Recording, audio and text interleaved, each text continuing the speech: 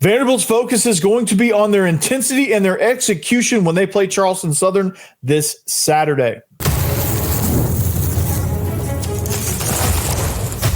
You are Locked On Vandy, your daily podcast on the Vanderbilt Commodores, part of the Locked On Podcast Network, your team every day. What's up, everybody? Welcome into the Locked On Vandy podcast on the Locked On Podcast Network. I'm your host, Corey Burton. Thanks for making Locked On Vandy your first listen each and every day. Shout out to you, everydayers. You can find this podcast wherever you get your podcasts and on YouTube as a part of the Locked On Podcast Network, your team every day. So, got a nice show for you guys today. We're going to take a look at Charleston Southern today. We're going to really kind of do a little bit more of a focused look at the Buccaneers of Charleston Southern, because this is going to be an interesting matchup. And even though this is more about an inward look on Vandy, and this matchup is really all about Vandy's execution, their intensity, their focus, and setting themselves up for an opportunity to go and win two massive road games in week 2 and 3. I still want to look at what the Buccaneers have to offer, because there's some unique challenges that I think, despite the caliber of the team, despite their FCS, they're 1-11, they're still rebuilding, they're not very good, all that good stuff. Despite all of that, I think there's some things with this team that this team brings that I think is going to present some challenges that could help Vanderbilt down the road. So,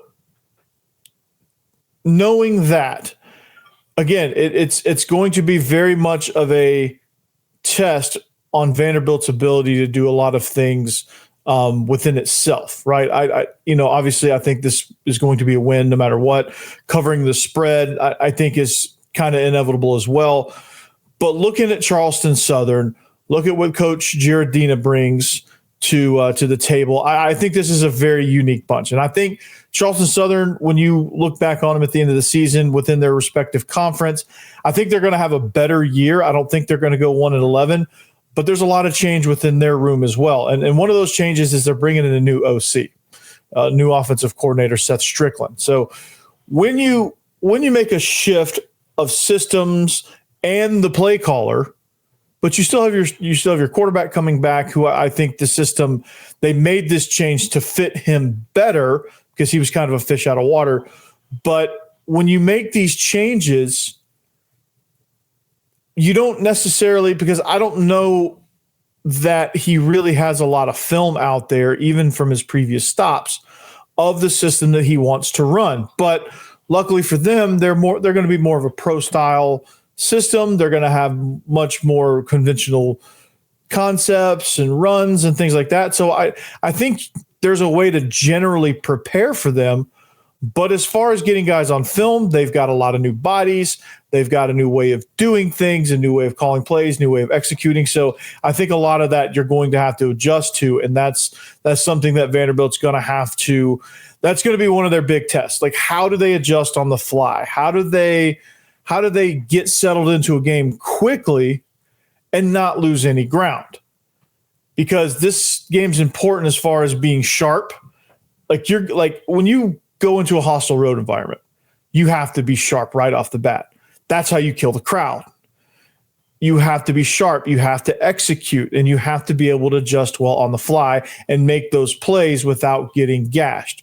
Because on the road, if let's say, fast forward a week, let's say Virginia Tech rips down the field in their opening possession and score, then that puts your back against the wall a little bit, because now the crowd's whipped up in a frenzy. So coming back to week 1, I think if you're having trouble adjusting to what Charleston Southern is doing offensively, then I think people are going to see that and know that they can be able to get you off balance. They can get you on your heels. So I think that's an important key. And even Clark Lee said it in his press conference, it's an important key to be able to adjust quickly, get to know their personnel, get to know all that stuff. Here's the direct quote for you guys. He says, quote, "I think anytime you're opening with a team that doesn't have it on film, you're going to need to be ready to adjust and adapt. And so much of early in this game is going to be keeping the ball inside and in front of us, capping our mistakes and forcing them to go the long, hard way, and then finding those opportunities for us to be aggressive as we kind of figure out what their offensive personality is. And that's kind of what you need to do to get to know what Charleston Southern's going to do. Make sure you don't give up any big plays. Yeah, in the first series, you're probably going to give up some yards. They're going to probably hit a couple of plays, but as long as they're minimal gains and they're things that, you can recover from and not have them have the ball too long or actually work down to where they can get into scoring position, I think if you can adjust within those parameters, you're going to be in really, really good shape. So when you're trying to figure out what their offensive personality is, do they want to run? Do they want to throw? Like I think they're going to be kind of geared towards trying to push the ball vertically. A, because they want to be aggressive and they want to make a statement. B, they have their quarterback coming back, and here's kind of their evaluation. The two notable players that I read about, Caden Clay and Kevin Boone, they're going to try to find that connection.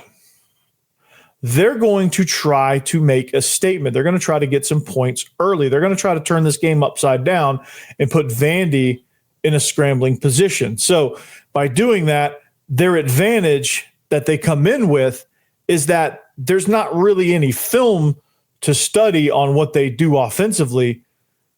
They can only kind of try to find something similar. They can try to find where he would have had influences based in his previous stops. So if you're looking at Coach Seth Strickland, he's been with South Carolina. He's been with Steve Spurrier in I guess that was the spring league or something like that. He was at IMG Academy coaching quarterbacks.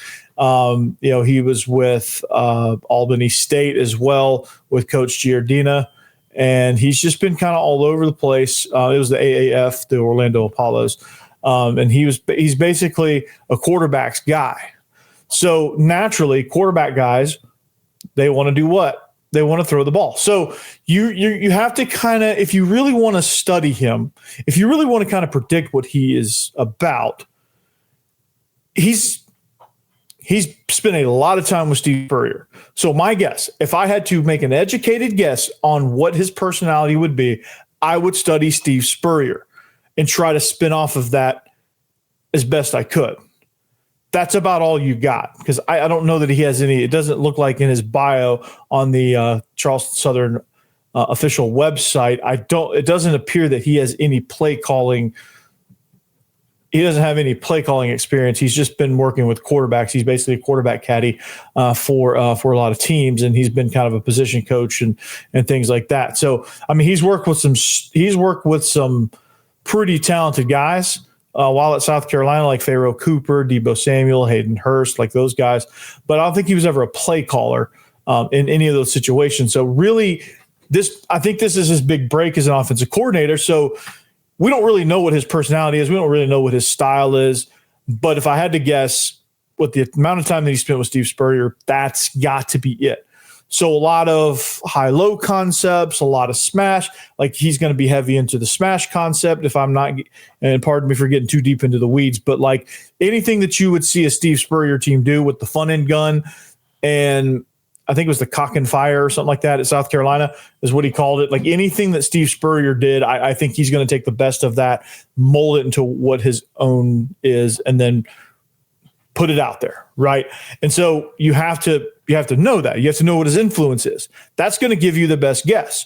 You kind of deep dive into that. You deep dive into Steve Spurrier, and then you just go from there and just tell your guys, hey, be ready to adjust on the fly. They're going to give away a lot of tendencies. There's going to be a lot to be said there. So that is kind of where you're looking at with a new offensive coordinator. So focus, intensity, execution, I think is, the intensity there. I think if you bring the pressure and all that stuff, if you're aggressive, then I think it's going to be just fine for you. But that new OC thing, it presents a challenge because with Virginia Tech next week, they're going to probably present some things as well from an offensive perspective that you just haven't seen. So you're going to have to adjust to a lot of things, and you're going to have to get used to doing it in a scenario to where you can barely communicate. It's going to be hot. It's going to be loud. It's going to be raucous. It's going to be their home opener. It's not going to be an easy situation. So this presents that problem so that you can kind of troubleshoot it in a setting to where you're not really in danger of losing, but it's going to give you that opportunity to say, okay, yeah, we can adjust on the fly. Like, this group is mature enough. We can do this, this, and this. Hey, we've got a process now, and that's going to help you down the road. So from an offensive perspective, Vanderbilt, what are we seeing from Charleston Southern that's going to give Diego Pavia fits? Like, how is the execution on the offensive side of the ball? What is the focus for this game really about, and where do we go from here? We're going to talk about that next. Don't go anywhere. And if you didn't go anywhere, we're going to talk about Upwork. Yeah. Are you still paying full price for gas?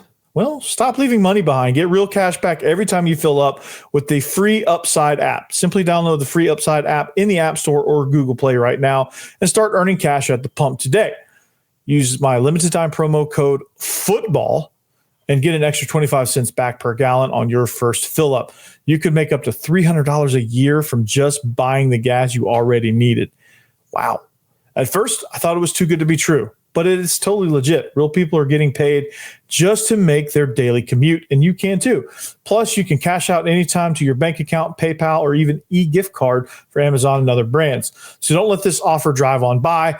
Download the free Upside app now and use my limited time promo code FOOTBALL for a limited time 25 cent per gallon bonus. That's a promo code FOOTBALL. Disclaimer, offers vary by user and location. Go to upside.com for terms and conditions.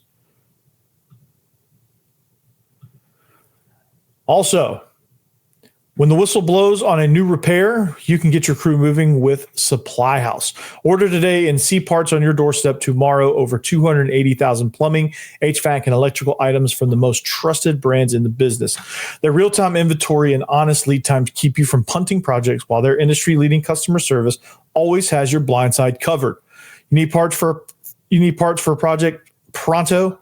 SupplyHouse has next-day delivery. Talk about a game changer. The part finder tools and 3D schematics can save you hours on jobs where every detail matters. Their Trademaster perks like priority shipping and dedicated support make the whole process a lot smoother. So join the free Trademaster program today and score some serious perks like priority shipping, lower prices, and a dedicated support line. So visit supplyhouse.com to sign up for free and use promo code SHCollege5. for 5% off your first order. That's supplyhouse.com. Real people, real service.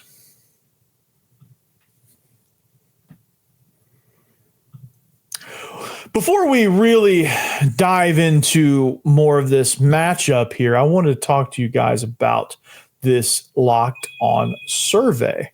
Right? We have an important request. Locked On always wants to hear from you. We've put together a survey to learn more about our listeners and make your favorite podcast even better. This is your chance to tell us what you like, what you don't, and answer questions about our advertising. So go to lockedonpodcast.com/survey to get started. Everyone who completes the survey will be entered for a chance to win one of 10 $100 Amazon gift cards. Again, that's lockedonpodcast.com/survey. You can also find the link in the show notes right down below. Thanks for helping us out. And speaking of helping us out, the SEC has a great lineup of shows from top to bottom, right? So if you need a second listen, any one of the other 16 shows on this channel will be great. Locked On SEC is a place to start, or if you have another specific team in mind, like let's say one of your friends is a Georgia fan, like Locked On Bulldogs is a great one, or like let's say you have a friend that happens to like Missouri. Locked On Missouri is a great show. Like every show in our network that's affiliated with the SEC, and we have all 16 teams covered, is great. Is great. And I haven't checked out Locked On Aggies with Matt Gallazin since he's come on board. But I've done a couple squad shows with him, and I trust that his show is going to be outstanding. So I'm going to be sure to check that out as soon as I leave here. So why don't you do the same? Anyway, talking about the Buccaneers, right? not the Tampa Bay Buccaneers, the Charleston Southern Buccaneers, led by Coach Gabe Giardina. So we talked about their new offensive coordinator. They have a new identity there, but where they don't have a new identity is on defense. But one of the things about their defense is this: they fly around and they flat get after you, right? They finished 5th in total defense in the OVC, and they did really well in recruiting, bringing a lot of guys in. So it's going to be it's going to be tough sledding. Charleston Southern gave up 26 points per game, 354 yards per game on an average of 66.5 snaps, which is pretty decent stats for going 1-11. They're pretty stingy. They just didn't have a lot of depth last year. I think that's going to change. They have more depth talent wise relative to where they play, but I think it's going to be young and inexperienced there. But Steve Zayakowski and Justin Waters are their starting linebackers. They're coming back. They have some guys returning off of defense, like I said, that finished 5th in total defense. They're going to be stingy. They're going to fly around. They're going to be experienced with each other, right? And this is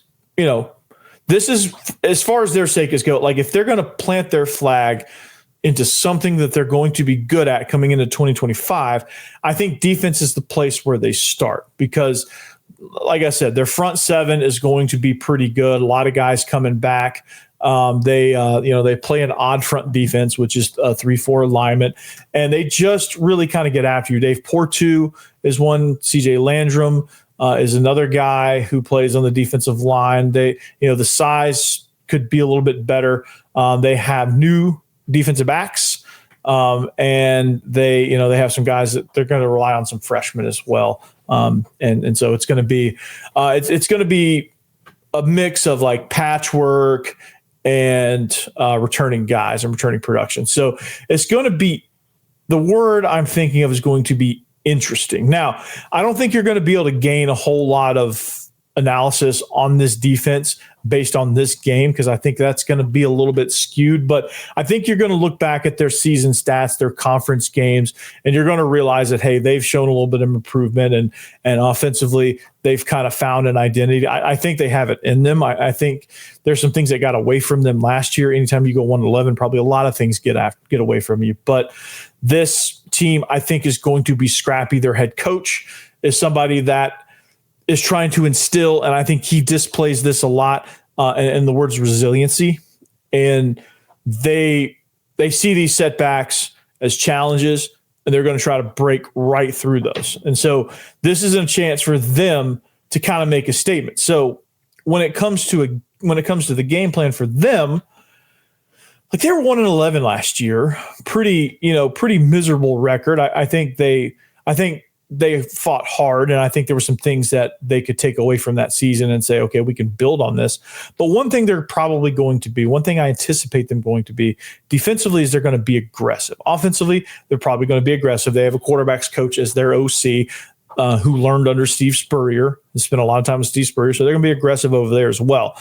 And so I think Vandy's got to be ready for that. I think Vandy's got to be ready for that intensity, because in these games, and I talked about it earlier this week, and I was probably a little bit hyperbolic when I said it, but like the lack of focus, not matching the intensity, can present some problems for this team, and one of the things that, again, will rear its ugly head if you don't do it, but will also put you in an amazing position if you do this, is starting fast and matching the intensity right out of the gates.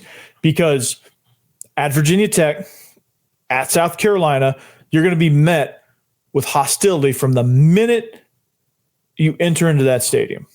From the minute your bus pulls up, it is full bore, it is hostile, and your intensity has got to be, from the word go, has got to be at its peak. And it's got to stay that way. And so I think the challenge here is matching that in a scenario where you don't feel like you have to, right? Because when you compare rosters, theoretically Vanderbilt should be able to just kind of roll out there and just kind of out athlete them. Like that's kind of the general consensus. And when I said what I said earlier in the week, what I meant was like, it's real easy for them to lose focus. Do I think they're going to lose the game? No. But I think this game's going to end up hurting them down the road if they don't. Like this game will get them beat somewhere else, if that makes sense, if they don't match the intensity, right? And so what that means specifically for their defense is those guys I just named, those returning production guys, they're going to come after Pavia, right? Because they're going to try to put the blueprint out there. Like they know this is a very, very long shot for them. So the best thing that they can do is present a blueprint for everybody else on the schedule of how to disrupt Diego Pavia, how to disrupt the run game, and ultimately how to, I guess affecting Pavia would affect the pass game. But they're going to be aggressive, and you got to match that. And you've got to have a plan for that. You've got to be able to, sit in there and just be able to protect, be able to call the protections, be able to have the pocket awareness to deliver the ball under duress because you're going to get it. Your offensive linemen have got to pick up these blitzes. They can't get beat, and they've got to be able to run the ball. It's got to be without a shadow of a doubt. Against a team like Charleston Southern, there's like no real result other than like covering the spread and then some and getting almost your entire roster into the game. I think that's the only acceptable result here, or people are going to have questions about, okay, what's going on here? What's happened here? And if it's like your third string guys making mistakes and makes the score a little bit closer, then that's fine. But if your main guys, your ones and your rotational twos, which I call them like co-ones, really. You have like ones and then like sort of ones and then true twos. So you have like hybrid ones and twos and you have true twos and then everything else. So if you got your rotational guys and your starters struggling, it's not good. If they come out on fire and when they leave the game, it's, the spread's covered, then okay, we can feel good about this and we can feel good about heading into next week against Virginia Tech. That's what I want to see. But the Bucs are, how they're going to stop Pavia is probably how a lot of people are going to stop Pavia. You stop him by coming after him. You stop him by boxing him in, by pushing the pocket from the middle so he can't step into a throw. You clog run lane so he can't step up and make plays. You edge contain, you get hands up because he's not very tall. You jam receivers, you get into throwing lanes. You just disrupt his timing, his vision, and his ability to step up comfortably into the pocket. And Charleston Southern, I don't know how successful they're going to be, but they're going to come after him. They're going to try that defensively. They're going to try to affect everything they can and get Diego Pavia off his rhythm. They're going to hit him. They're going to try to make things happen. So this offensive line has the challenge of, hey, they're going to bring a lot. So Pavia is going to have to recognize it. The offensive line is going to have to recognize it. They're going to have to communicate. They're going to have to pick up. They're going to have to do some things that I'm not going to say they wouldn't normally do, but they're going to have to do some things that, like in camp, it might be a little bit more exaggerated because this team's trying to make a statement, right? And what better statement to make than first play of the game or first pass of the game? They blitz somebody untouched and just blow up Diego Pavia. Like, how sweet would that be in their mind? Right? That's what they want. They just want to show the world that, hey, we're rolling into this SEC game and we can compete. That's what they're trying to do, right? I don't know. I mean, obviously they want to win. Obviously they think they can win. Why wouldn't they, right? Why wouldn't any team think they can win in any given Saturday? But realistically, if you told this team, hey, if you keep it under the spread and you show and you keep Vandy's starters in the game as, almost into the fourth quarter, then you've won. Like, that's a win for them. And that's some positive momentum in their favor. That's just what it is, man. The intensity is going to have to be there. The focus is going to have to be there. Execution from Jump Street. Before we get out of here, the stadium's going to be done. I've seen some renderings of the tunnel. It's all on social media. I reposted it. The new what am I trying? The new Star Walk. That's what I'm trying to say. Good Lord, I couldn't spit it out. That looks dope, dude. This stadium's going to look nice. It's unique, and we're going to talk about it real quick before we get out of here. Next. Hey, but first, game time, right? It's college football's back, guys, man. It's week 1. I couldn't be more excited. Tailgates, rivalries, energies in the stands. There's nothing like it, man. So let's be real. Actually getting tickets can feel more like a battle than the game itself. Endless queues, hidden fees, prices jumping at checkout, all that stuff that can jump up and get you. But you know what?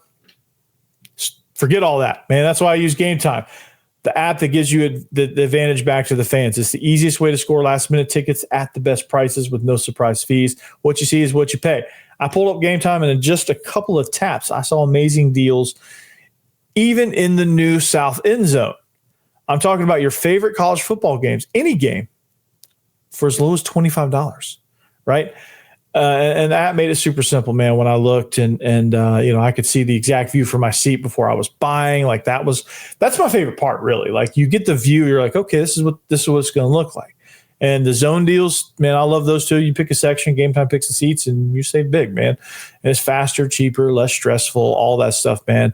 When you buy tickets, it's just such a game changer. So nice, dude. So take the guesswork out of buying college football tickets with Gametime. Download the Gametime app, create an account, and use code LOCKEDONCollege for $20 off your first purchase. Terms apply. Again, that's promo code LOCKEDONCOLLEGE for $20 off. Swipe, tap, ticket, go. Download Gametime today.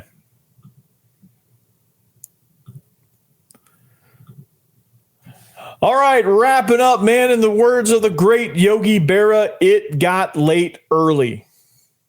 It sure did. All right, we took a long, hard look at the Bucs, their mentality, all of that stuff, and just kind of dissected it and said, okay, this is kind of what we're thinking. This is kind of what it's going to take. Intensity and execution, man, from the word go.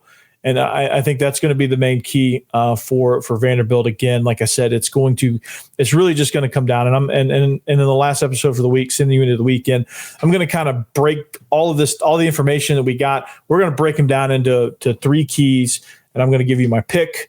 And I'm going to give you some other picks to go on presented by FanDuel. So check that out on the next episode.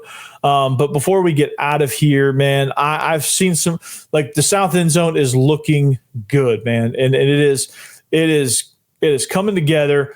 It is very, very close. And some people got to go through the Star Walk, the new Star Walk.